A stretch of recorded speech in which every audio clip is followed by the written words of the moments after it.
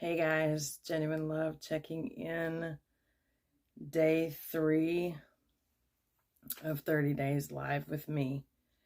So today's topic, I want to share about how do you know if somebody is a safe space or not. Yesterday, I talked to you about, allowing yourself to be witnessed in the raw, vulnerable, moments of healing and growth, allowing yourself to be witnessed in a safe space, right? So today I want to share some of the things that I personally, have noticed, places where I feel the safest to express, places where I feel the most loved and supported and seen.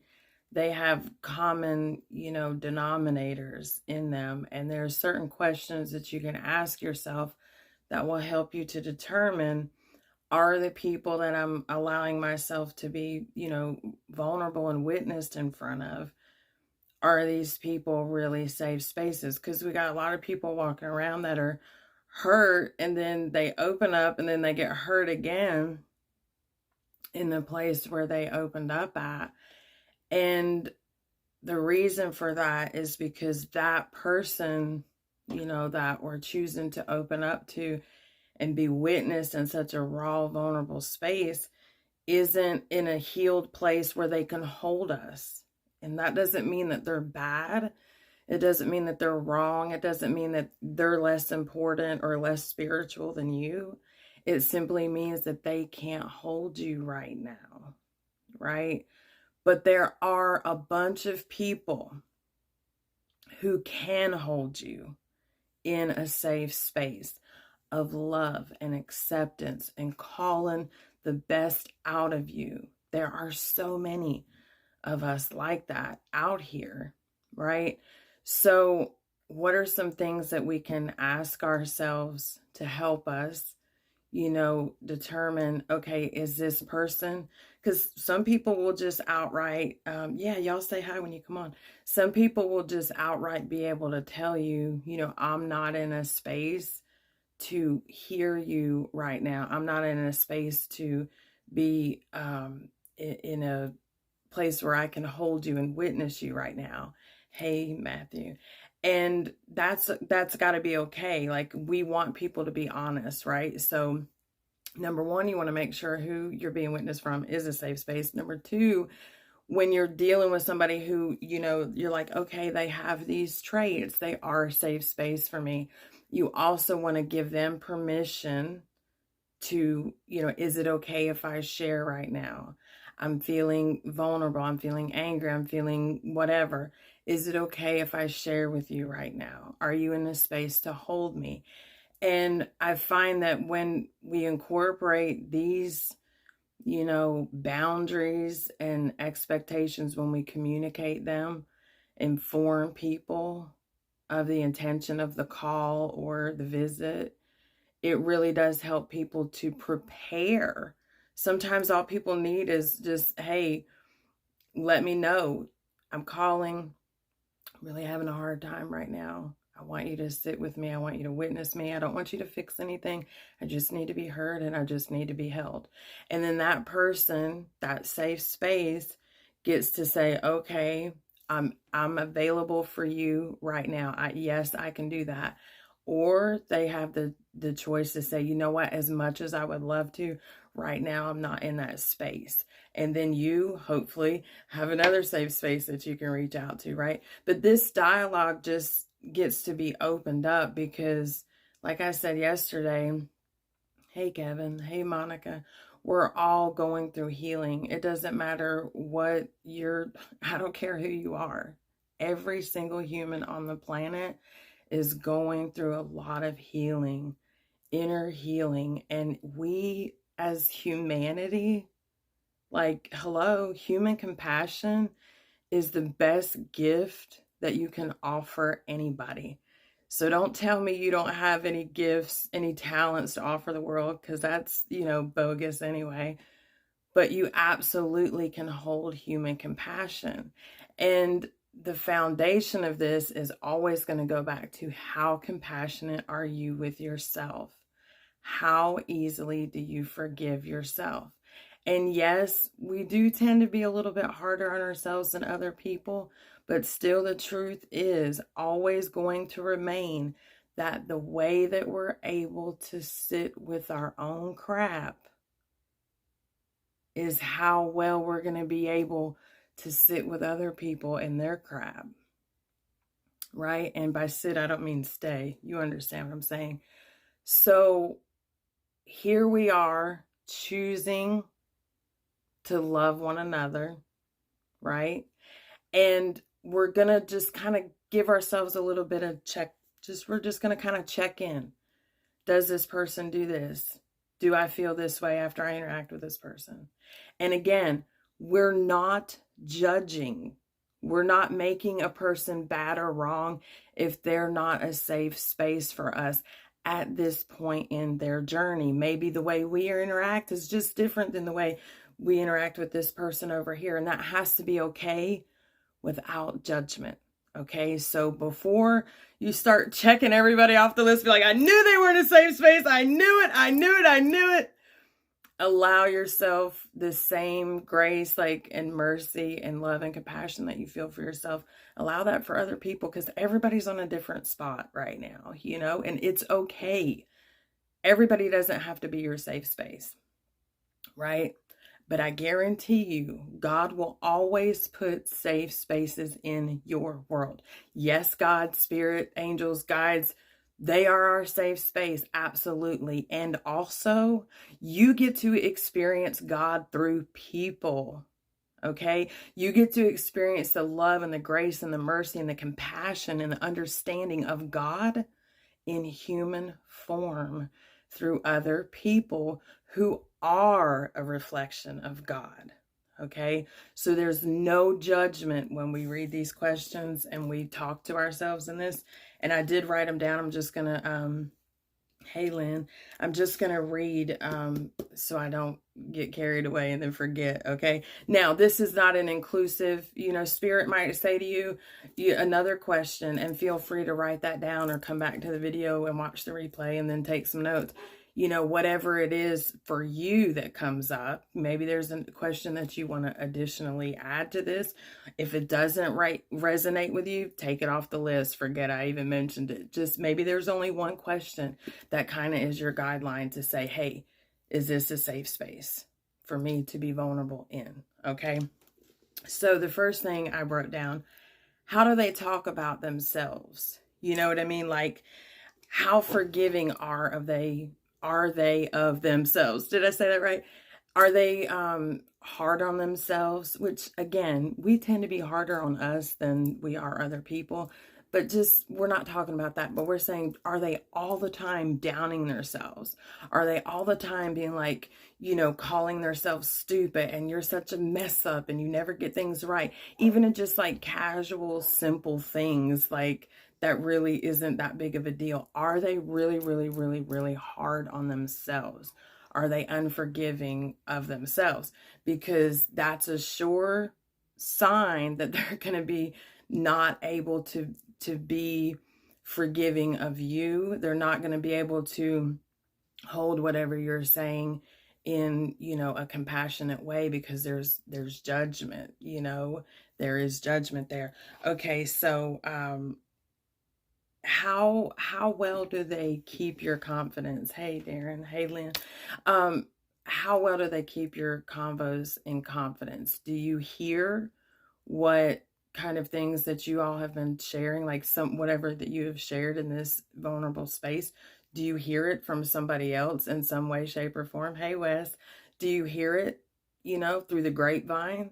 Because that's not a good sign. That's not a good sign, because we want to be the ones who are responsible for sharing what is in our heart and what, is vulnerable to us, what we're working through, what we're healing with, right? So it's not a good thing if you're sharing vulnerably with somebody and then you hear it through the grapevine and good and damn well you ain't said nothing. So this is a good indicator. This is not a safe space. And again, we're not judging. We're not making wrong. Maybe that person thinks that they're doing you a service because they're involving somebody else who's got good energy and they want you to, grow and overcome. Who knows what the reasons are? But we want to know for ourselves that's not what we want. We want people who keep what we share vulnerably in confidence. Okay. Okay. Do they ever throw your vulnerabilities up to your face? Like if you guys are having some kind of spit or disagreement, if there's any kind of contrast and disharmony, do they verbally, mention, oh, I don't know, like I could think of examples because I have invested in not safe spaces over the years, but do they throw these things back up in your face once you've like laid naked and bare and just unafraid and unashamed and shared all your crap, and then you have some kind of roller coaster ride, like a storm comes? Do they throw back those vulnerabilities and those things that you've shared in a hurtful, way? Because that is a surefire sign. Hey, Nadia, definitely not a safe space, because it takes great courage. Do you hear me? Great courage. Great courage to sit. I'm getting emotional just thinking about how powerful it is in my own life to sit and let people witness you in such raw, vulnerable. And then if somebody takes that and tries to hurt you with it, cut all conversations, that there's no safety there. None. And I know it might hurt. Maybe you want that person to be a safe space. Give them time. Maybe it'll shift. I don't know. But for your own well-being, you cannot continue to open up and quote unquote bleed and be so vulnerable in that space, because it will leave you feeling so exposed and unsupported and unloved. And those feelings are no fun, So again, we're not judging anybody. We're not making them wrong. We're just acknowledging, okay, this is how I can love myself. This is how I can take care of my well-being. This is how I can make sure that when I'm sharing, I feel safe and loved and supported.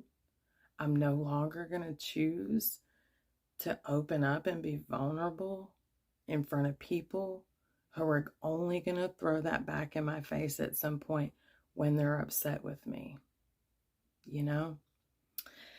So, okay, do you feel seen and heard after you share? Like, do you feel seen and heard and loved and supported after you share? Because your body, your intuition, now you might feel uncomfortable because it is a very vulnerable thing to share like that. But like when you tap into your heart, when you tap into your spirit, not thinking with the thinking mind, but feeling with the feeling body, do you feel loved and supported and calm and centered? Because that's a good indication that this person feels safe to your nervous system. This person feels safe to your spirit and your soul, right? And then still always check back in with you. How am I feeling right now? Hey, Matthew. Okay, and so just kind of tail into this. Do you feel more empowered when you sit with someone in a safe space and you allow your stuff to come up and be witnessed in that? Then afterward, there's a sense of empowerment when this person is a safe space, because they're they're sitting and holding you for you. They're just holding you in love as you just let this out, release, let it go, right? There's an opening up when you get that out. And so after you feel that opening up, you'll feel that empowerment. You'll feel more tapped in and more centered and more ready to take on the world and show us who you are. When you sit with safe spaces, that is the result of that, right? You feel more empowered and more ready, you know, to do what it is that you are here. Look, we're all here to contribute something, right? And so this is just some of the things I have. Like I said, you might have more that have come to you watching this video. You might watch the video again and have different, a different take on it. But the key here, the intention here, is that we're tuning in and we're not just emotionally dumping everywhere, like just talking to everybody about things that are really raw and vulnerable. But at the same time, here it is, we're not hiding either. Okay? Because that part is really important for us to be witnessed. There's something so powerful about being witnessed in a safe space. And that's why we all have to do the self-healing journey, because none of us are ready to be a safe space unless and until we're that safe space for us. We've sat with us, right? And so these are some guidelines. It's not the end all be all, right? But just some guidelines, with the main intention being that we're checking in to make sure that we are entrusting the beauty of our soul in such a raw and vulnerable way with people who are ready. And again, full circle, we're not making anybody wrong or less than or not spiritual. We're just acknowledging at this point in time, this isn't a safe space and this is. So when I need to let the healing out and I need to let this stuff out so the healing can happen, this is the safe spaces that God has blessed me with right now. And there may be a feeling of grief because maybe somebody that you really want to be a safe space can't be. And that has to be okay. That has to be okay. We have to be open to God surrounding us with who is our safe space. And when they show up, we get to be really courageous and trust them and trust ourselves, right? There's so much empowerment in this, guys. Like, to be witnessed in a safe space is one of the most empowering things I have ever done on my spiritual journey. Yes, next to sitting with yourself, because that's the ultimate. But once you do that, and then you can sit with other people and be witnessed, it's a very powerful, powerful experience. Okay, guys, I'm going to check off of here tonight, sign out. Thank you all for joining me. Tomorrow, I'm not quite sure at this very moment what tomorrow's video is going to be about. I feel like it's going to be a continuation of the safe space. I'm kind of feeling like some examples, maybe like some real life examples, so that we can understand, what that looks like with boundaries included. Because just because someone's a safe space doesn't mean like we're still going to have boundaries in how we talk, right? So I feel like maybe that's what I'll share, but I'm not completely clear right now. But it'll be good. It's always going to be good and juicy, because when we come together like this, it's a powerful experience. Okay, guys, I'm sending y'all so much love. Have a great evening. Namaste.